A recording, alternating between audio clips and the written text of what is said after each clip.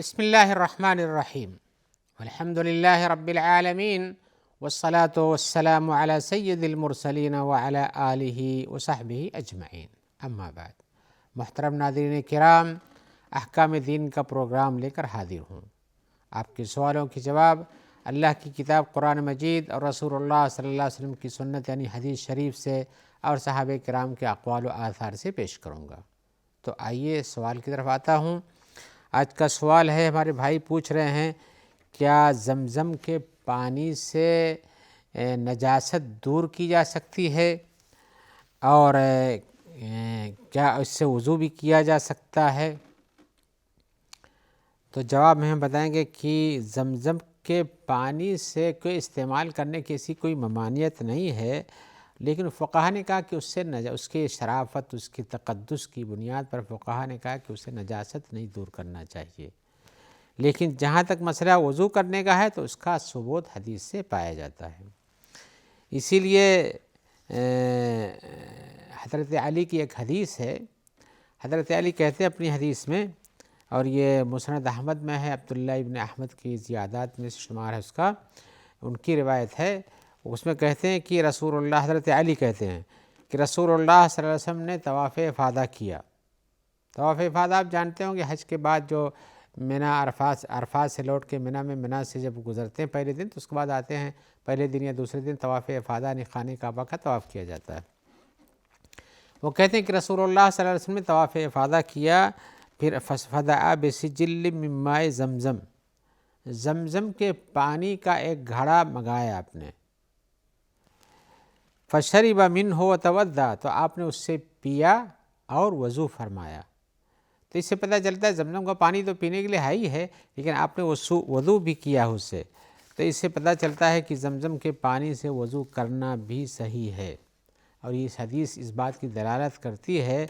کہ جو لوگ کہتے ہیں کہ نہیں زمزم کے پانی سے وضو نہیں کر سکتے ہیں، وہ صحیح نہیں، وضو سے کر سکتے ہیں۔ البتہ فقہا نے کہا کہ اس سے نجاست کو زائل کرنا، پاخانہ پیشاب دھلنا، گندگی کو زائل کرنا، اس مقصد کے لیے وہ پانی نہیں ہے، وہ محترم پانی ہے، باعزت پانی، اس لیے اس کو بچانا چاہیے۔ آئیے ہم ایک اور سوال کی طرف آتے ہیں۔ سوال میں ہمارے بھائی پوچھ رہے ہیں کہ ہم نے سنا ہے کہ جو آدمی جمعہ کے دن مر جاتا ہے تو اس سے فرشتے جو قبر میں آتے ہیں اس کا حساب و کتاب نہیں لیتے ہیں، اور اس طرح سے یہ بات بھی سنا ہے کہ جس کی جمعہ کو موت ہو جاتی ہے اس کے لیے ایک بہت بڑی بشارت ہے کہ وہ عذاب سے بچ جائے گا۔ پوچھنا یہ چاہتے ہیں کہ کیا یہ حدیث اس طرح کی ہے اور کیا یہ معنی مفہوم اس کے اندر آیا ہوا ہے جیسا ہم سنتے ہیں؟ تو جواب میں ہم کہیں گے کہ اس سلسلے میں مسند احمد میں اور ترمذی میں ایک روایت ہے اور وہ حدیث صحیح ہے۔ آپ فرماتے ہیں ما من مسلم یموت یوم الجمعۃ او لیلۃ الجمعۃ الا وقاہ اللہ تعالی فتنۃ القبر، کہ کوئی بھی مسلمان جو جمعہ کے دن یا جمعہ کے رات والے میں، جمعہ سے پہلے جو رات ہوتی ہے اس رات میں مر جاتا ہے، اس لیے کہ عربی زبان میں تو دن کا شمار رات ہی سے، جمعہ کا دن جو ہے اگر 24 گھنٹے کا مانیے تو سورج غروب ہونے کے بعد سے شروع ہو جاتا ہے، اور جمعہ کے دن سورج غروب ہوتا ہے اس وقت جمعہ کا دن ختم ہو جاتا ہے۔ تو جمعہ کے دن مرے یا اس کے پہلے جو رات ہوتی ہے، یعنی جمعہ رات کے رات میں جو جس کو ہم بولتے ہیں، یعنی جمعہ کی رات جو ہوتی ہے اس میں مر جائے، حدیث میں آیا ہوا ہے، تو اللہ تعالیٰ اس کو عذاب قبر سے، قبر میں جو اس کی آزمائش ہوتی ہے اس سے بچا دیتے ہیں۔ یہ جمعہ کی ایک فضیلت ہے، اور اسی صورت میں اس بیان کے مطابق جو رسول اللہ صلی اللہ علیہ وسلم نے فرمایا ہے اس کے بارے میں ایک اچھی امید لگائی جا سکتی ہے۔ اس میں ایک طرح کی بشارت ہے، اور جس طرح سے آپ نے کہا تو جمعہ کے دن یا جمعہ کی رات میں اللہ تعالیٰ اس کو فتنہ قبر سے، عذاب قبر کی آزمائش سے بچا لیتے ہیں۔ اور یہ حدیث عبداللہ ابن عمر سے مروی ہے، اور اسی معنی کی حدیث جو ہے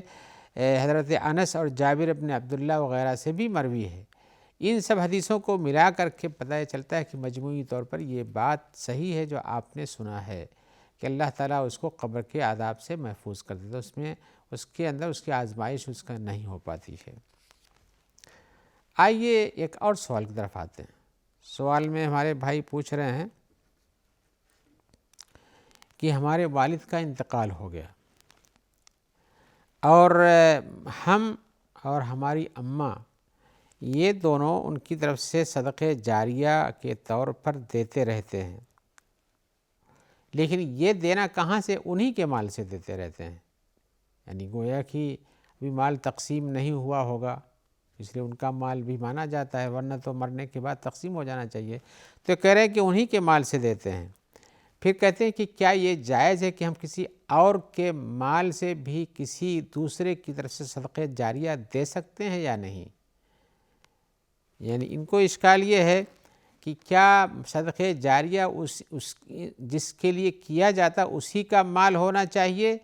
یا کہ کوئی دوسرا آدمی اپنے مال سے کسی دوسرے کے لیے صدقہ جاریہ دے سکتا ہے؟ مثال کے طور پر جیسے بیٹے کا مال ہو، باپ کی طرف سے صدقہ جاریہ کر دے، بیوی کا مال ہو، شوہر کی طرف سے صدقہ جاریہ کر دے، یا کوئی تیسرا آدمی ہو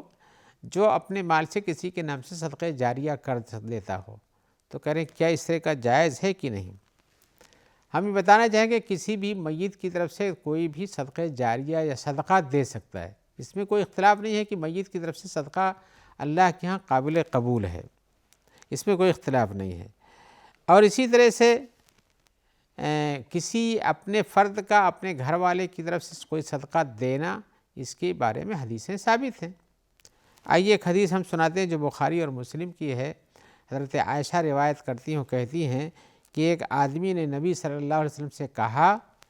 ان امی افتطرت بنفسہا، میری اماں کی جان نکل چکی ہے، یعنی مر گئی ہیں، وَأَظُنُّهَا لَوْ تَكَلَّمَتْ صَدَّقَتْ، اور میرا خیال یہ ہے کہ اگر وہ بول پاتی، ان کی سانس بیٹھ گئی، وہ بول نہیں سکی، مر گئی، لیکن اگر وہ بول پاتی تو صدقہ ضرور کرتی۔ یہ پوچھتے ہیں فَهَلْ لَهَا أَجْرٌ إِن صَدَّقْتُ عَنْهَا، کیا اگر میں اس کی طرف سے صدقہ کروں تو اس کو ثواب ملے گا؟ آپ نے فرمایا نعم، ہاں ملے گا۔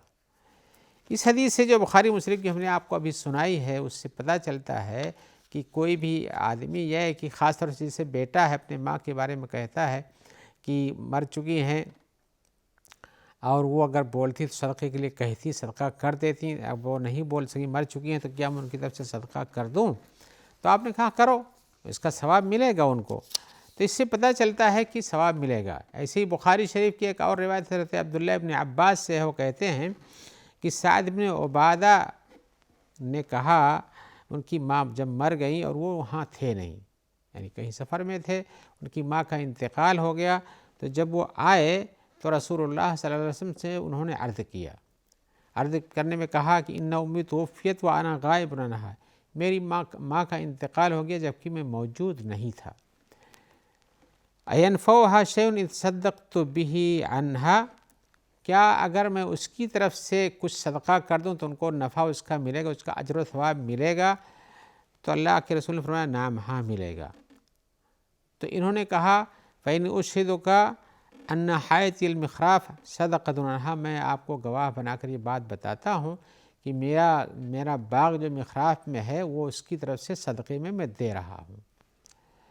تو اس سے ہی پتہ چلتا ہے کہ رسول اللہ صلی اللہ علیہ وسلم سے جب انہوں نے پوچھا سعد بن عبادہ نے، تو آپ نے بھی کہا صدقہ کرنے کے لیے، انہوں نے صدقہ دیا اور آپ کو گواہ بنا کر دیا، تو صدقہ پہنچتا ہے۔ اور ایسے ہی مسلم شریف میں ایک حدیث حضرت ابو ہریرہ کی ہے کہ ایک آدمی آیا، نبی صلی اللہ علیہ وسلم کہا کہ ان ابی مات وترک مالا ولم یوصِ، میرے ابو جان کا انتقال ہو گیا، انہوں نے اپنے پیچھے بہت سا مال چھوڑا ہے، لیکن کوئی وصیت نہیں کی ہے کہ ہماری طرف سے اتنا راہ اللہ میں دے دینا۔ فَهَلْ يُكَفَّرُ عَنْهُ أَنْ أَتَصَدَّقَ عَنْهُ، تو کیا ان کی طرف سے یہ کفارہ بنے گا کہ میں ان کی طرف سے صدقہ کر دوں؟ آپ نے فرمایا نعم، ہاں بنے گا۔ تو اس سے پتہ چلتا ہے کہ یہ صدقہ کوئی دیتا ہے کسی کی طرف سے، یعنی باپ ہو، بیٹا ہو، باپ ہو، ماں ہو، شوہر کی طرف دیتی ہو، ان کے صدقہ قبول ہوتا ہے۔ ایسے ہی ایک اور تفصیلی روایت ہے جس میں یہ ہے کہ عاص بن وائل نے وصیت کیا کہ جب وہ مر جائیں تو ان کی طرف سے 100 اونٹ کا صدقہ دیا جائے، 100 اونٹ کا۔ ان کے ایک بیٹے نے جن کا نام ہشام تھا، انہوں نے 50 اونٹ دیے۔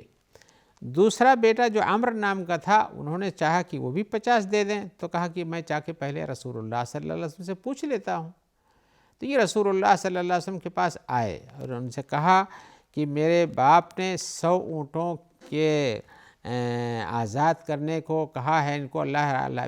فی سبیل اللہ دینے کے لیے کہا ہے، اور میرے بھائی نے 50 اونٹ یعنی ہشام نے 50 اونٹ دے دیا ہے اور ان کے اوپر 50 باقی ہے، کیا میں ان 50 اونٹوں کو آزاد کر دوں، فی سبیل اللہ دے دوں؟ تو اللہ کے رسول انہ لو کان مسلما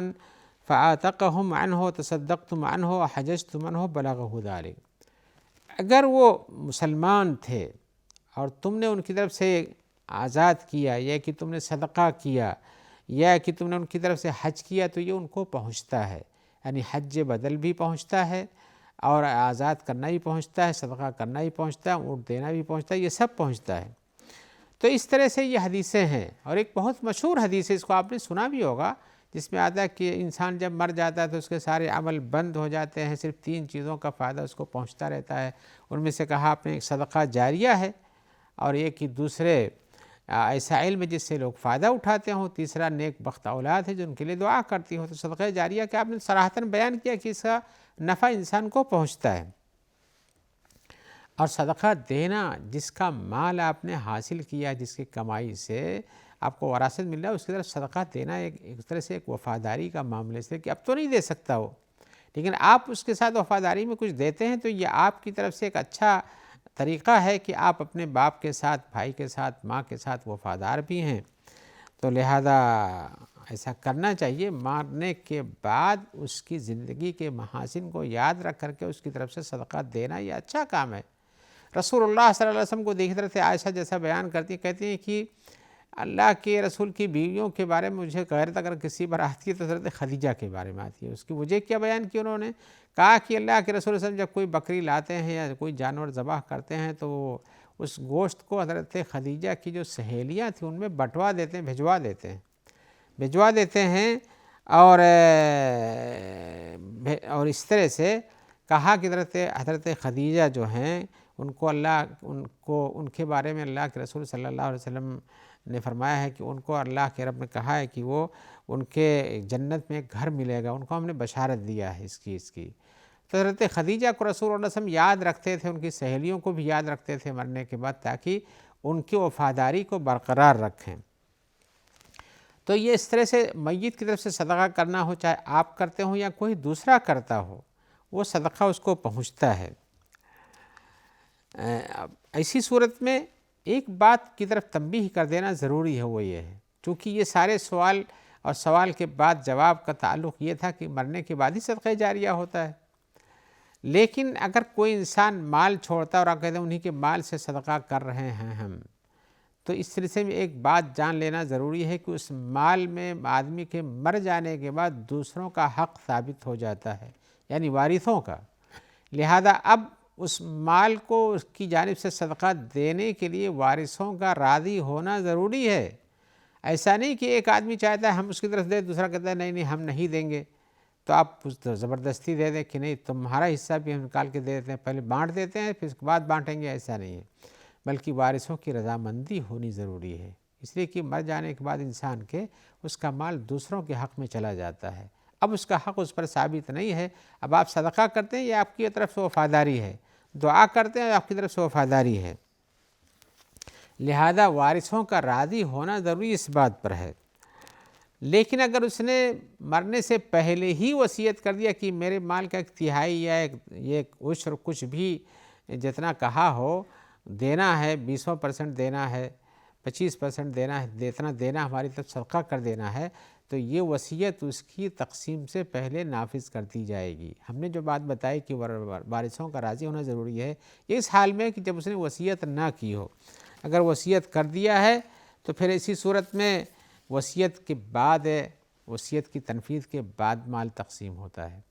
تو حقیقت یہ ہے کہ صدقہ و خیرات یہ انسان کے اعمال کے لیے بڑھاتا ہے، آپ کرتے ہیں اپنی زندگی میں صدقہ جاریہ کر جاتا ہے، یا اس کے مال سے دیا جاتا ہے ورثہ کی رضامندی کے ساتھ، یا وہ وصیت کر جاتا ہے، یا کوئی دوسرا کبھی بھی اس کی طرف سے کوئی صدقہ کرتا ہے اس کا صدقہ پہنچتا ہے، اور اگر صدقہ جاریہ کرتا ہے تو صدقہ جاریہ بھی ثواب پہنچاتا رہتا ہے۔ صدقہ جاریہ آپ جانتے ہوں گے یہ وہ صدقہ ہے جس کا نفع مسلسل چلتا رہتا ہو، ایسا نہیں ہے کہ آپ نے بھی چاول دال کھلا دیا صدقے میں، اس کو ختم ہو گیا.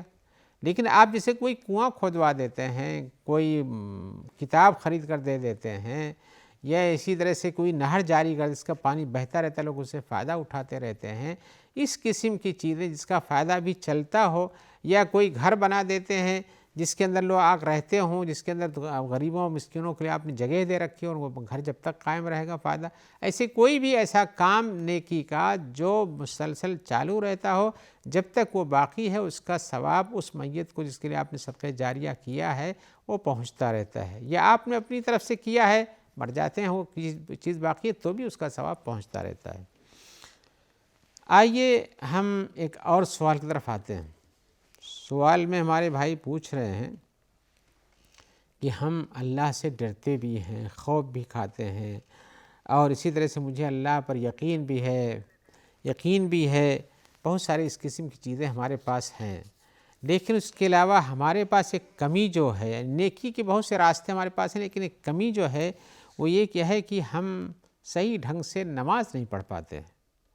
اور اس پر ہمیشگی نہیں کر پاتے ہیں، تو ہمارا کیا انجام ہوگا؟ لیکن یہ چونکہ مشکل بہتوں کی ہے، لہذا اس کو سننے کے لیے ہم کسی اور حلقے میں آپ کو اسے تفصیل سے بیان کریں گے، اس لیے کہ ہمارے درمیان